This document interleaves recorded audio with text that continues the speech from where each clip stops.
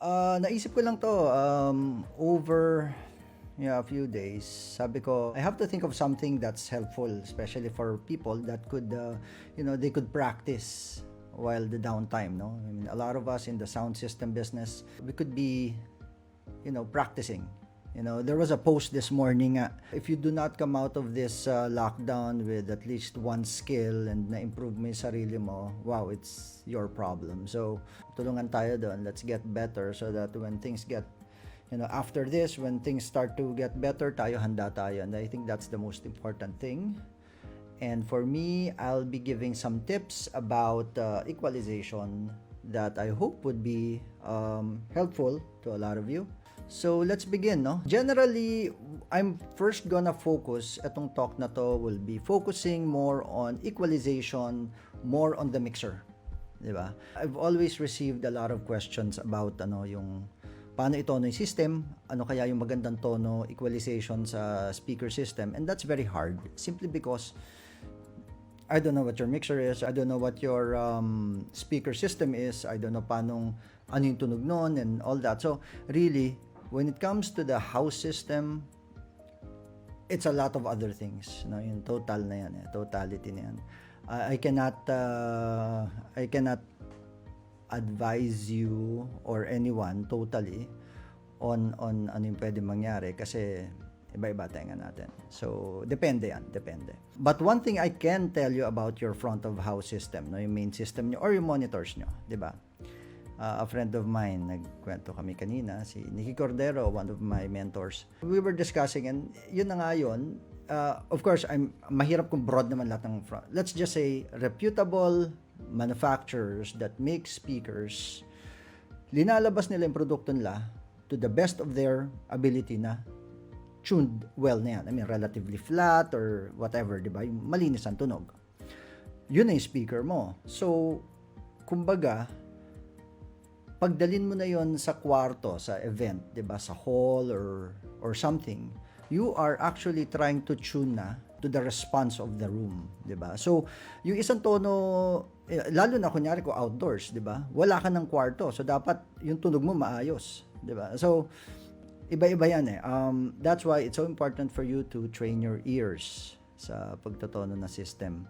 I remember dati nung I was magte-tech ako with a friend of mine, si Yordi,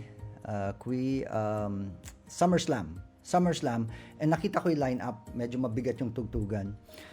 So, ang ginawa ko, pumili ako ng kanta na malapit doon kasi medyo hindi ako familiar doon sa mga tumutugtog niyan. But I had to train my ears. Nangyari noon, siguro like 2 weeks before, nakikinig ako ng Seven Dust. So, punta ako doon sa tao ko, sabi ko, parang, ano ba yung mga playlist mo dyan? Tapos basta Seven Dust, yun yung nagustuhan ko. So, for 2 weeks, pinapahinggan ko yung Seven Dust. And yung pinapahinggan ko sa Seven Dust is basically like, in a rock performance, yung rock na band, no?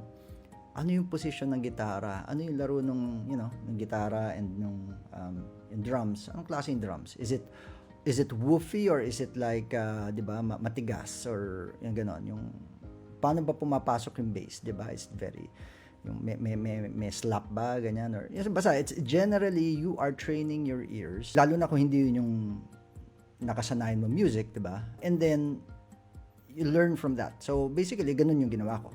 Now for us, that's definitely one thing that I myself and surely a lot of others can advise. Now you train your ears. It doesn't really matter kung hindi mo gusto talaga yung kanta, diba? But it's our job. So mas madali na nga yung pop songs ngayon dahil may Spotify na eh.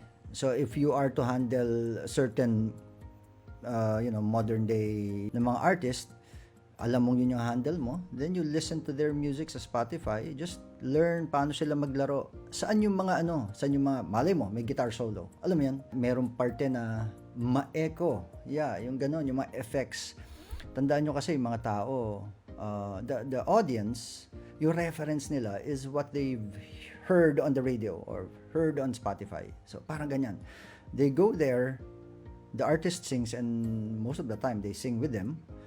And that's the experience they want to, So, parang, for me nga, wag mo minsan bigyan ng sariling interpretation yung live performance because, well, you could if you want, but, it's a bit dangerous, I think. But if you try to recreate something close to what they've been experiencing, and for them, they experienced it live.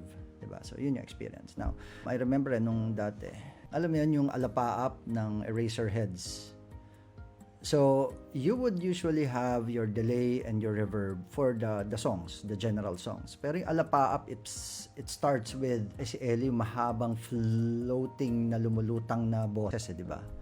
Yun. I mean, a lot of people relate to that, yung opening na yun. So, sa shows na nahawakan ko sila, habol ko yun, hanapin ko, no? Una ako sa opisina, di ba? You'll try to recreate it para makahabol mo yung, yung usual 200 milliseconds na delay na ginagamit mo sa boses. Like, ginawa kong 250, gano'n. Tapos yung reverb na ginagamit ko, naghanap ako ng mas mahaba. Para lang, kasi dati hindi mo naman nakakausap. Unlike ngayon, probably makakausap mo yung, di ba, it's, some of the recording engineers of today, like, they're around. You could probably ask him, ano ba yung ano? Dati, you wouldn't know. So, papracticein mo. Just so that ma-recreate mo mabuti. At the same time, yung kliyente natutuwa na lang dun sa ginagawa mo. Diba?